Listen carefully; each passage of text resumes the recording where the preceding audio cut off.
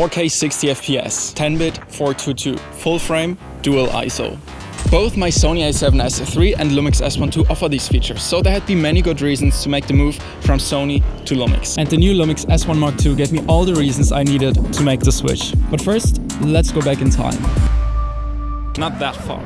Panasonic reached out to me and invited me to try the LUMIX S5 2X. I tried it, and you can find videos featuring this camera up here. While I loved many advantages compared to my Sony, there were still two reasons why I didn't make the full switch. First, there was no slow-mo option for open gate, and when shooting 4K 60 FPS there was noticeable cropping. Sometimes it was fine for me, but over the long run it wasn't that nice. Now the LUMIX S1 Mark II fixed all of that and offers so much more, making it time for me to leave my Sony a7S III behind. Let me tell you why, with 20 differences between those cameras. One of the biggest reasons why I switched was a feature that Sony doesn't have: open gate recording, which LUMIX gives you straight out of the box. So what is open gate recording? Most cameras record on a 16:9 slice of the sensor.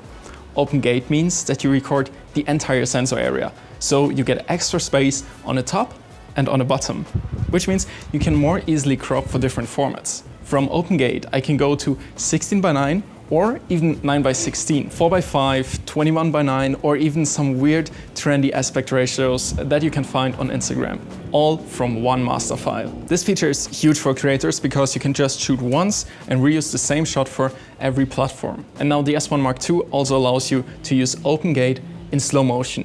So since I have this camera, I only shoot in open gate. I like the S-Log 3 colors, but the skin tones sometimes felt off and the greens didn't look the way I wanted them to look like. And that changed with the LUMIX, because LUMIX has a different color science. And when I started shooting on the S5 2X, I realized I don't have to adjust the skin tones anymore. And the greens looked much more cinematic, or let's call it scenic. But keep in mind that it's a personal thing. So I personally prefer the colors of the LUMIX. Maybe you prefer the colors of the Sony. But for me, it also had a big impact to my mind, because instead of always thinking like, okay, I'm shooting and later on I have to adjust the skin tones, I was like, okay, it's so much more fun. I know what the colors look like right now, and I know they will look just as natural and scenic in post-production. I just put on my LUT and it's so much easier. So it changed a big thing in my mind, because sometimes it was so much effort to fix the skin colors on the Sony. So I really prefer the LUMIX colors. Let's talk about stabilization. So when I started filmmaking, I either wanted to get a Sony Alpha camera or a Panasonic GH camera. The main reason why I chose Sony was the great autofocus. But the feature that always was better, in my opinion, on Panasonic was the stabilization. And this still is the case on the LUMIX S-series. The S12's in-body image stabilization is insane.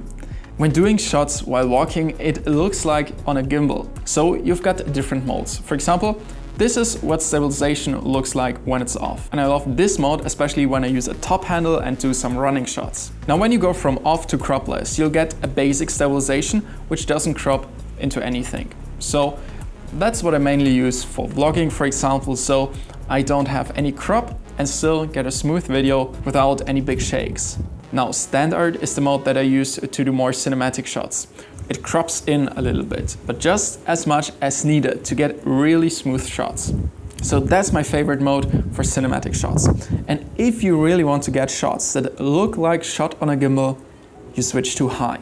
And then you've got such smooth shots that even if there's a little shake, you can just put on the stabilization in your editing app and it will look like shot on a gimbal. So I personally never take a gimbal with me anymore. Like 95% of the cases I shoot handheld, because the stabilization is so good and I don't need the specific shots that are possible with gimbals. And what I hate about gimbals, if you travel around, you're not able to capture the most authentic moments. And we creators, we have to capture those authentic, spontaneous moments, and that's so much harder with a gimbal. So I just trust in body stabilization. So quick spoiler, the next point also goes to the LUMIX, but we will talk about some things that the Sony does better later on as well. The Sony a7S III shot photos in 12 megapixels, and I'm shooting lots of photos as well, so having around 24 megapixels on the LUMIX S1 Mark II, while having such great video recording capabilities, is what makes it an even better all-round package for me. you get the same burst shooting modes like Sony 10 FPS and this Lumix also 10 FPS, but even up to 70 FPS if you go for electronic shutter. For flexibility, this camera right here is the better choice. Sony still has the best autofocus in the game. On the Lumix, in 1 out of 10 cases, sometimes the focus point disappears and you get some focus breathing. But the autofocus now is so good that it works for me in all the scenarios that I need it. When filming people, when vlogging, when filming cars or travel scenes or talking heads. Lumix worked on that a lot and you can feel it. Even with the latest software updates, it just gets better and better. And right now it's a point for me that it's so good, even the tracking works really well, that I have to say it's maybe a 10% difference. So the Sony autofocus might be 10% better, but I don't feel these 10% a lot in my daily workflow. If you want to see some more specific tests on that, feel free to let me know in the comments. A small difference I noticed also is that the autofocus works on the slowest shutter speeds on Sony. So if you go for a shutter speed of 1/6, for example, then you can still use autofocus on the Sony, but you can't use it on the Lumix. So if you want to go, for example, below 1/3 shutter speed, then you have to switch to manual focus and of course turn the shutter speed limiter off. It's no disadvantage for me, and obviously if you use slow shutter speed you don't track anything or the object isn't moving a lot, so you're mostly doing orbits, panning around, so I didn't feel any difference there. What also matters when you travel is the weight, and the Lumix S1 Mark II weighs 800 grams, while the Sony a7S III weighs 700 or 699 grams, so it's 100 grams difference. I sometimes feel it if I vlog a lot, but usually in my daily workflow that's no big difference. One thing many reviews unfortunately skip is the readout speed of the sensor and the rolling shutter. So the readout speed basically is how fast the sensor can be read out from top to bottom. And the shorter the time is, the less rolling shutter, like skewing in your video pans, you will get. So on the Sony a7S III, this is around 8.7 milliseconds if you film in 25 FPS. On the Lumix you will get around 12 to 13 milliseconds, which is a bit slower and leads to slightly more skew. But it's already so much better than on the S5 to X, for example, and you can't see that much of a difference. So the rolling shutter has massively improved, which was one of the big improvements for me as well, because I do some shots that are more action-packed and now they look great. At the end of the day, all these specs only matter if the video quality is actually great on both cameras. But there's an advantage on the Lumix, because while the Sony shoots its 4K videos in 4K, Lumix uses downsampling.